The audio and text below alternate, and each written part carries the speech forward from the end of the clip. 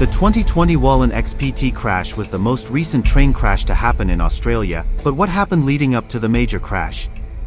On February 20, 2020, an XPT service to Melbourne left Central Station in Sydney. The average journey from the two cities was around 12 hours, and the ride seemed like it would be just the normal trip. Unfortunately for the driver and the helper in the driver's cab, this would end up being the last trip they would ever make. There were 162 passengers on board the train as it left Central Station and made its way down the suburban lines to the intercity tracks, the same tracks that connect to Albury on the V-line routes in Melbourne. Everything was fine for most of the trip, but as it was entered Victoria, things turned for the worst. The XPT was going way too fast when it entered a turnout near Wallan, about 45 kilometers north of Melbourne.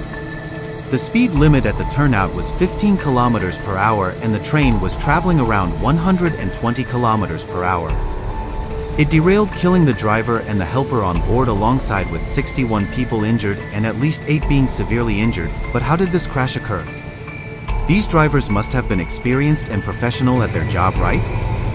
Well, there are some theories on how this might have occurred, but the news released saying there were track defects on the line which caused the train to crash.